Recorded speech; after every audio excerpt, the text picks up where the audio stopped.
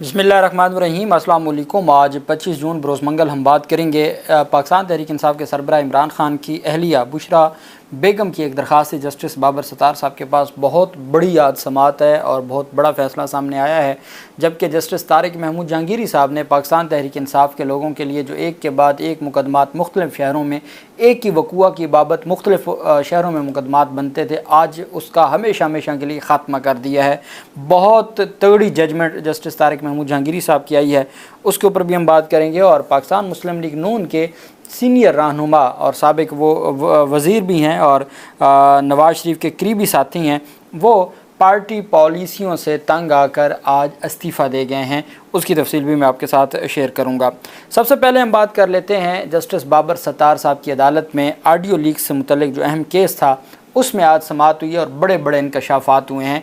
Basically ये साकिब निसार के बेटे की एक ऑडियो लीक थी और एक बुशरा बेगम की, ये दो केसेस हैं। बुशरा बेगम की अपने वकील लतीफ़ खान खोसा के साथ थी। बेसिकली ऑडियो लीक्स का सिलसिला चला था जिसकी बुनियाद पे साइफ़र केस बना था जो इमरान खान और बाकी जो शाह महमूद कुरैशी आज़म खान वगैरह की ऑडियो लीक हुई थी जिसकी बुनियाद पे मुकदमा बना था। फिर उसके बाद बुशरा बेगम की एक ऑडियो आई जो जुल्फ़ी बुखारी के साथ थी और फिर एक सोशल मीडिया जो एक्टिविस्ट हैं उनके साथ थी और फिर लतीफ़ खोसा के साथ। लतीफ़ खोसा ये मामला ले गया अदालत में और इस बुनियाद पर यह सारी की सारी कार्रवाई शुरू हुई। आपको याद होगा कि FIA से मुतल्लिक FIA ने एक इंक्वायरी शुरू की थी बुशरा बेगम के ख़िलाफ़ उस ऑडियो की बुनियाद पर जिस पर मुकदमा दर्ज हुआ, वो आज तक अबूरी ज़मानत पेंडिंग है और उस मुकदमे पे कार्रवाई से रोका हुआ है। जो उनकी आवाज़ मैच करने के लिए FIA ने उनको तलब किया था, बाकायदा इस के ऊपर एक इंक्वायरी हुई थी तोशा खाना से मुतल्लिक। तो अब उसमें जो अहम पेशरफ सामने आई है वो जस्टिस बाबर सत्तार साहब ने चूँकि कार्रवाई से रोका हुआ था। ऑडियो लीक्स में जस्टिस बाबर सत्तार साहब ने कहा कि सिर्फ पाकिस्तान में ही दहशतगर्दी नहीं है, दीगर मुल्कों में भी दहशतगर्दी है, लेकिन उन ममालिक में रूल्स मौजूद हैं। अगर कोई भी टेलीकॉम कंपनी फ़ोन टेपिंग में मुआवनत कर रही है तो ये गैर कानूनी है। फ़ोन टेपिंग से मुतल्लिक कोई कानून मौजूद नहीं है। आज टेलीकॉम कंपनियों ने इस बात का अदालत के अंदर इंकशाफ कर दिया उनके वकला की जानिब से कि भाई हमें तो लाइसेंस ही तब मिलता है जब तक हम इनको रसाई दें, इसके अलावा तो लाइसेंस ही नहीं मिलता। अदालत में समाअत हुई। Additional attorney general Munawwar Iqbal Dogal वगैरह अदालत में पेश हुए। एडिशनल अटॉर्नी जनरल ने अदालत को बताया कि खुफिया अदारे की तरफ से मजाज अफसर डाटा की दरख्वास्त करता है जिस पर अदालत ने इस्तफसार किया कि आप लाइव कॉल को मोनीटर कर सकते हैं। एडिशनल अटॉर्नी जनरल ने कहा कि सिंध हाई कोर्ट के फैसले के बाद 2013 में नई पॉलिसी आई। वजारत दाखिला ने एक SOP जारी किया। ISI और IB बराह रास्त सर्विस प्रोवाइडर्स से डाटा ले सकते हैं। आज पहले वो कहते थे नहीं ऐसा कोई रूल्स ही मौजूद नहीं है, ऐसा कोई इंकशाफ नहीं आया।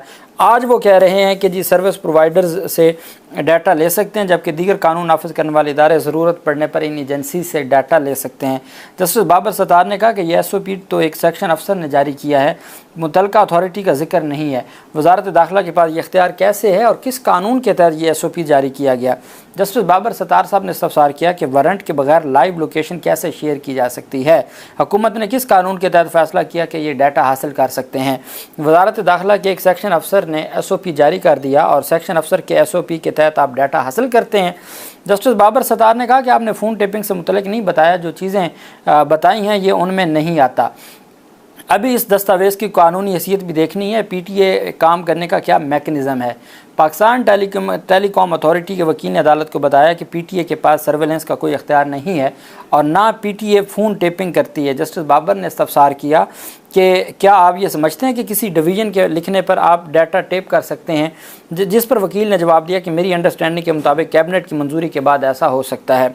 अदालत ने एडिशनल अटॉर्नी जनरल को हदायत की कि सर्वेलेंस से मुतल्लिक बनाए गए पॉलिसी की कैबिनेट मीटिंग की मंजूरी के मिनट्स अगली समाअत पर पेश करें। जस्टिस बाबर सत्तार ने पुलिस के वकील से इस्तफसार किया, आप किसके घर बगैर वारंट जा सकते हैं, जिस पर वकील ने जवाब दिया पुलिस भी किसी की सर्वेलेंस नहीं करती, जो सड़कों पर कैमरे लगे हैं वो भी खिलाफ कानून है। जस्टिस बाबर सत्तार ने कहा बिल्कुल ऐसा ही है, आप इसका डाटा नहीं ले सकते। जस्टिस बाबर सत्तार ने इस्तफसार किया कि अगर मेरे घर चोरी होती है तो आप CCTV फुटेज किस कानून के तहत लेंगे। क्या आप बगैर वारंट CCTV फुटेज हासिल कर सकते हैं। वारंट मतलब अदालती इजाज़त के। जिस पर पुलिस के वकील ने जवाब दिया कि अगर किसी प्राइवेट शख्स के पास फुटेज है तो पुलिस इसको हासिल कर सकती है। जस्टिस बाबर सत्तार ने कहा कि 400 साल पहले वारंट का तस्वर क्यों बनाया गया था? क्या आपने 11 सालों में CCTV के लिए कोई वारंट नहीं लिया? जिस पर पुलिस के वकील ने कहा कि अगर सबूत ज़ाया होने का खदशा हो तो वारंट की ज़रूरत नहीं है। जस्टिस बाबर ने रिमार्क दिया कि इस्लामाबाद पुलिस को समझ क्यों नहीं आती कि जब किसी के घर जाते हैं तो वारंट क्यों लेते हैं? क्या आपने को अपनी कानून बनाया हुआ है? किस कानून के तहत सर्वेलेंस होती है? कानून बनाएंगे तो लोगों को पता होगा कि किस कानून के तहत सर्वेलेंस हो रही है। यहाँ अदालतों को नहीं पता क्या हो रहा है। सिर्फ पाकिस्तान में ही दहशतगर्दी नहीं है, बाकी ममालिक में भी दहशतगर्दी है, लेकिन उन ममालिक में रूल्स मौजूद हैं। एडिशनल अटॉर्नी जनरल ने अदालत से इस्तदा की कि इस केस की समाअत इन चैम्बर कर लें। कानून बना है या नहीं, इसका इन चैम्बर समाअत से क्या ताल्लुक़ है? यहाँ जजेस के चैम्बर्स ट्रेप हो रहे हैं। आपकी बात मैंने सुन ली, ये नेशनल सिक्योरिटी का मसला नहीं है। जस्टिस बाबर सत्तार साहब कह रहे हैं कि भाई क्यों ये कोई नेशनल सिक्योरिटी का मामला है, क्यों हम सर्वेलेंस से मुतल्लिक मामले को भी चैम्बर में सुन रहे हैं? यहाँ तो जजेस के चैम्बर भी टेप हो रहे हैं। ये जस्टिस बाबर सत्तार साहब ने कहा। जस्टिस बाबर सत्तार ने कहा कि आप ये नहीं कह सकते कि कानून बना है या नहीं, जिस पर एडिशनल अटॉर्नी जनरल ने जवाब दिया कि चैम्बर में समाअत रख लें, आपको आगाह कर देंगे। जस्टिस बाबर सत्तार ने कहा मैं आपसे दहशतगर्दों से मुतल्लिक नहीं पूछ रहा, सिर्फ कानून का पूछ रहा हूँ। कि आप ये कह रहे हैं कि जजेस के चैम्बर या वज़ीर आज़म हाउस की टेपिंग दुश्मन एजेंसियाँ करती हैं? एडिशनल अटॉर्नी जनरल ने जवाब दिया कि नहीं, ऐसा नहीं है। एडिशनल अटॉर्नी जनरल मुसलसल चैम्बर में समाअत की इस्तदा करते रहे। जस्टिस बाबर सत्तार ने कहा कि यह नेशनल सिक्योरिटी का मामला नहीं है, आपकी चैम्बर की समाअत की दरख्वास्त मुस्तरद करता हूँ। मैं नेशनल सिक्योरिटी के सीक्रेट आपसे नहीं पूछ रहा, चैम्बर समाअत का मजाक शुरू नहीं करेंगे। जस्टिस बाबर सत्तार ने टेलीकॉम कंपनीज़ के वकला को रोशनों पर बुला के इस्तफसार किया कि आप डाटा कैसे फराहम करते हैं? जब आप कोई डाटा देते हैं तो उसका रिकॉर्ड भी रखते होंगे। जो केबल डाटा लेकर पाकिस्तान आती है, आप किसी के साथ मुआहदा होगा कि आपके अलावा डाटा तक किसी की रसाई है?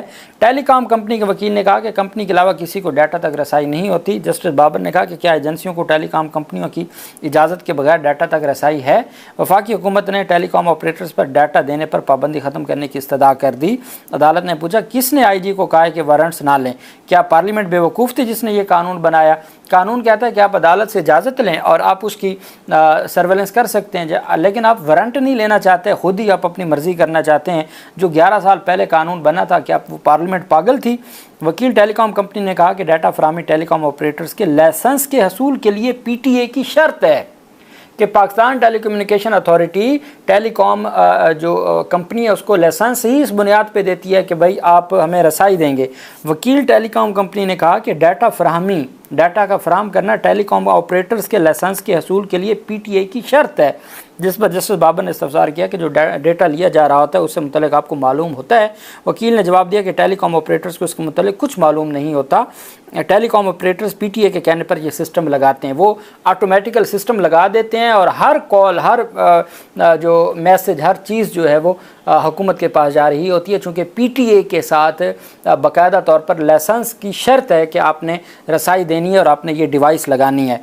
टेलीकॉम कंपनी फ़ोन टिपिंग में मुआवनत कर रही है तो ये गैर कानूनी है, जस्टिस बाबर सत्तार ने कहा। जस्टिस बाबर सत्तार ने टेलीकॉम कंपनी के वकील को मुखातिब करते हुए कहा कि आपने PTA की सिस्टम लगाने की डायरेक्शन की ख़तो किताबत रिकॉर्ड पर लानी है। जिस पर वकील ने जवाब दिया कि यह लाइसेंस की शर्त है, फिर भी कोई ख़तो किताबत है तो रिकॉर्ड पर ले आते हैं। जस्टिस बाबर सत्तार ने कहा यह काम ज़ुबानी नहीं होता, बड़ी तफसीली डायरेक्शन होती है। अगर कोई भी टेलीकॉम कंपनी फ़ोन टिपिंग में मुआवनत करी तो यह गैर कानूनी है। फ़ोन टिपिंग से मुतल्लिक कोई कानून मौजूद नहीं है।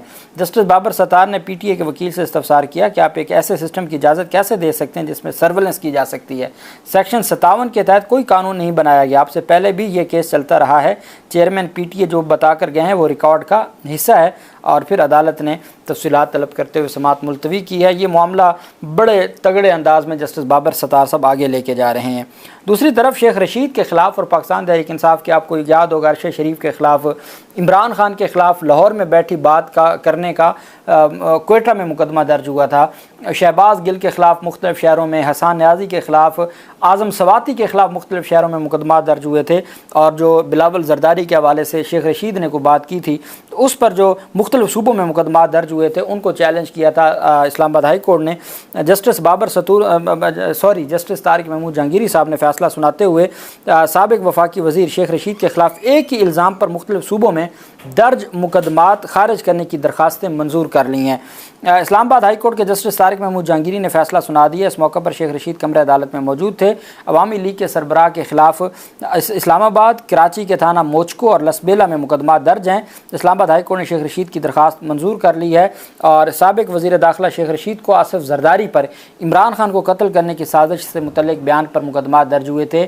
जस्टिस तारिक महमूद जहांगीरी साहब ने यह हमेशा के लिए सेटल कर दिया है कि जो जाए वकूआ है, यानी अगर बात आपने लाहौर में की है तो लाहौर के अलावा कहीं मुकदमा नहीं हो सकता।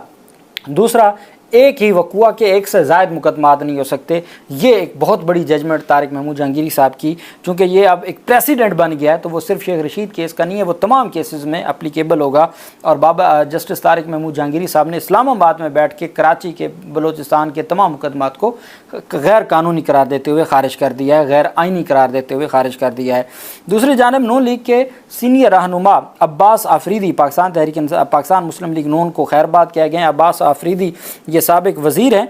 अब्बास आफरीदी ने मुस्लिम लीग नून के मरकज़ी जॉइंट सेक्रेटरी और कोहाट के ज़िले सदारत से भी बाज़ाब्ता तौर पर इस्तीफ़ा दे दिया है। इस्तीफ़े के बाद उनका कहना है कि उनसे नवाज शरीफ से ज़ाती तल्लुक़ रहेगा, लेकिन पार्टी को अंदर से तकसीम कर दिया गया है। इस वजह से मैं आज़ाद सियासत करूँगा, किसी सियासी जमात में नहीं जाऊँगा, और उन्होंने इस्तीफ़ा दे दिया है। और उनकी जानिब से कहा गया है कि वो पाकिस्तान मुस्लिम लीग नून का आज के बाद हिस्सा नहीं होंगे। अल्लाह पाक पाकिस्तान का हामी और नासिर हो। बहुत शुक्रिया। अल्लाह हाफिज़। पाकिस्तान जिंदाबाद।